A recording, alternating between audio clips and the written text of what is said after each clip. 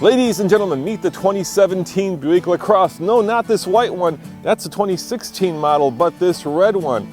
That's the 2017, and I wanted to show you the difference because it's a classic model for success in the car biz. You take a car, you make it longer, you make it lower, you make it wider, and you make it more powerful. And that is exactly what Buick did with this 2017 LaCrosse. And coming up next, that's right, we're going to review it.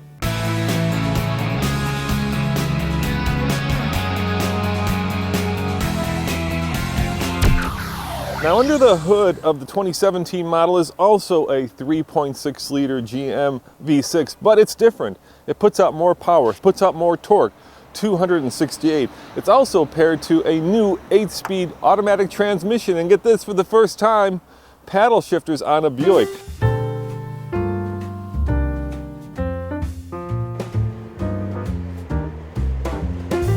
The engine's been designed from the ground up to be a start-stop engine, which is the first time we've ever done on a GM. So we have a parking feature on the cam phaser, so we can actually lower the compression ratio on starts and restarts, stops and restarts. So it's really seamless. I'm sure that on the ride in, you probably noticed that there's times that you stopped and you didn't even realize the engine shut off. So we're really proud of that. We kind of benchmarked where all the powertrains were in the 3.5, 3.6, 3.7 liter range, and the Infiniti 3.7 was the leading engine in that segment from a noise and vibration standpoint. And the improvements that we put into the new engine, we're actually outperforming them consistently across the entire frequency band. So now this engine powers either the front wheels in this car, or it can power all four wheels in the all-wheel drive car. And here's something new, it also has cylinder deactivation.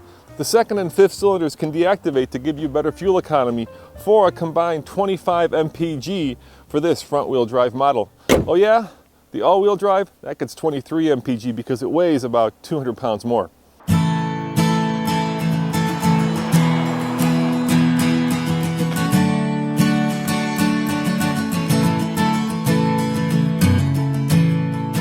So how does the new Buick LaCrosse drive? Well, normally I do a little bit of, let's call it spirited driving, where you don't see the speedometer for obvious reasons, but not today. This is a LaCrosse after all. This is Buick's flagship, and they've made this car to be quiet and comfortable. So, you know what I'm gonna do? I'm gonna just crank the seat back a little bit. That's right. Sit back, put it in drive using the new electronic shifter, and cruise on down the road. All right, I can't do that. I just can't sit like that. How do you guys do it? I cannot sit like that. Buick has tuned this to be the cruising, the quiet, the luxurious. Think of old school comfort. This is what we're looking at right here in this car. But let's give it a little bit of the beans anyway. instead of redesigning the engine and trying to put more power into the engine, we really focused on fuel economy and on noise and vibration characteristics to make sure it was a really high quality feeling engine. And the way we went after the performance is we took 300 pounds out of the vehicle, which is about 10% of the mass of the vehicle. So if you think of 300 pounds as the weight of a Sears Kenmore side-by-side refrigerator. So if you have a refrigerator in your car, you can only imagine how much harder it would be to brake, to accelerate, cornering capability. So removing 300 pounds of mass out of the vehicle was pretty substantial from a performance perspective. Now, style-wise, the 2017 model, at least in my eye, is clearly sexier. It's not as slab-sided. And Buick has done a lot of work right here in the A pillar and in the B pillar to give you better outward visibility. But can you notice the biggest difference of all? Well, it's not that noticeable unless you're where I'm at, which is right here. Check it out. These wipers are actually hidden behind the hood of the car to make it much more aerodynamic. Here, they kind of stand out. Here, they're a little bit hidden, kind of like the old Buicks from my youth. The old car had a really high stance, and yes, it looked slab-sided. Yeah, slab-sided, which was kind of what was going on in the industry at that time. Yeah. Now the cars are getting lower, more sleek. I mean, fuel economy is obviously really important. So we lowered the car. We actually made the wheelbase longer. The track was a little wider. The wheelbase really helped us if you come around to the side of the car on improving the entry and egress in the car. So now with the wheels move forward, the hinge pillars forward, so that getting your feet in and out of the car is a lot easier. Same thing in the rear. Move the rear wheels back, move the fuel tank back. Now the entry, egress, and the capability of getting in and out of the back seats is significantly improved. The other area where we really, from a styling perspective, is pushing the windshield down and forward gave us a lot smaller A-pillars. So the visibility inside the car, taking the mirrors off the mirror patch, putting them on the door, the overall outward visibility is substantially improved. Yeah, and it's sexier. Yeah, it does look a lot better. Yeah, I would admit there. That's you have to talk to the design guys, but this, you know, the sphere in the door, this big hip right here, it's really impressive, and it just gives the overall, bringing the car lower, bringing the roof down, and making it longer, definitely improved the overall styling of the vehicle.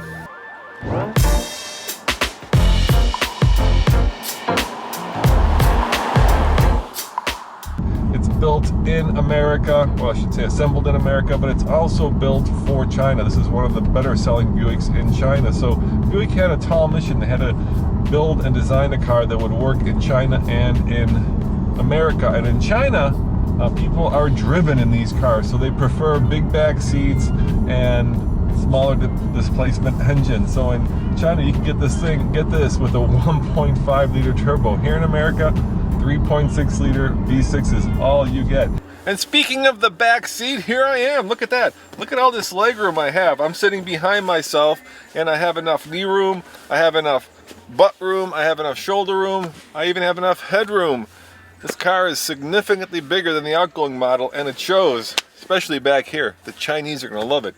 Here's something pretty cool. Let's say you want to get into the trunk of your new 2017 LaCrosse. Just push on the envelope. Look at that. It pops right open. And there's 14.2 cubic feet of space. And there's a 60-40 split in the seats that opens up by pulling on these two tabs. Now, there is a small downside.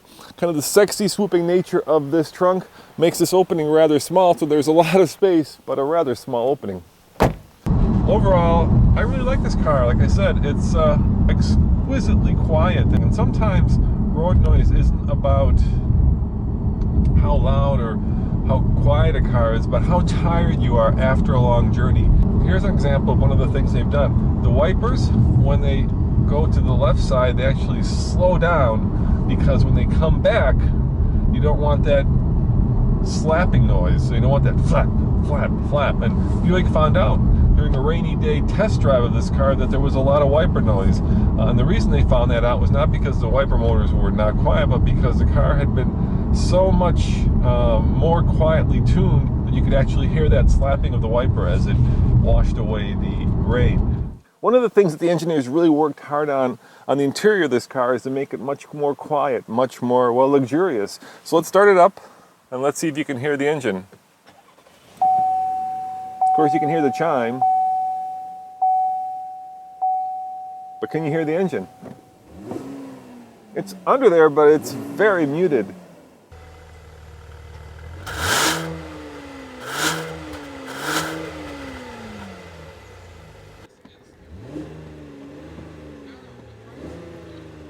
There's also a new stop-start feature that Buick says you cannot disengage, but Buick says you won't need to disengage because it works so seamlessly.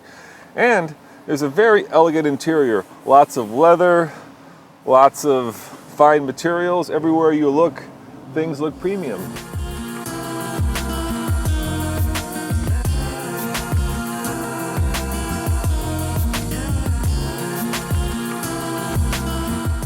Now there are 3 different trim levels, and there are 2 ways you can get this car equipped. You can get it with 18-inch wheels, and you can get it with 20-inch wheels. And with 20-inch wheels, which is the one I have, this is the more sportier, the more sports-oriented version of the car. And I can hit the sport button right here, and that does a couple things. It stiffens up the dampers, it makes the steering a little bit heavier, and it quickens the way that the car shifts its 8 gears. These roads here are just lovely to drive, and it's really fun to wring the performance out of this car, especially with these paddle shifters. It lets me hold those gears. So I'm in 4th gear, holding, it's still holding. There, I can upshift to 5th gear, and I've got 8 of them. That's just a lot of gears to roll through. And you know, if I'm being honest, I'd prefer to put it in drive and let the car do the thinking. This is not the kind of car where you're going to be doing a lot of canyon carving. This is the kind of car where you're going to be taking your friends to, let's say, dinner, and you're going to be showing off just how quiet it is and how comfortable it is. And if that's your cup of tea, if that's how you judge a car, because that was the way my dad used to judge a car, just about just by how quiet and comfortable it was, by how serene it made him feel, then I think Buick has succeeded with the new LaCrosse. It's certainly sexier, it's a little bit more powerful, and at the end of the day, it's a lot more comfortable. And maybe comfort is now the new Nürburgring. I'm really getting tired of every car manufacturer using the Nürburgring as their yardstick for how well a car is engineered and performed. Sometimes in America, where you have roads that go thousands of miles dead straight, comfort, quiet, and just a sense of peace and prosperity, because that's really what at the end of the day it's about, right? It's about you've made the money to afford a car that is ultimately comfortable, quiet, and serene. Sometimes prosperity is a better judge of a car's ultimate achievement than whether it can do 0 to 60 in 5 seconds. By the way, Buick says 0 to 60, 6.1 seconds. Pricing starts at about $33,000, and if you take it all the way to the top, you'll be at just under $50,000. Now, are there vestigial portholes? Hell yeah. But is it a better car than the outgoing model? Hell yes. As always, this is Roman reporting for the Fast Lane Car. Check out tflcar.com for more news, views, and of course, Buick LaCrosse reviews. See you guys next time. Ciao. Meet the brand spanking new 2017 Infiniti QX30. And if this vehicle looks familiar to you, it's because, well, it shares its drivetrain, its chassis, its basic DNA with the Mercedes-Benz GLA. And I'm up here just north of Seattle, Washington, where Infiniti flew me up here to test drive this. So let's get to it, and that is coming up right now on the Fast Lane Car.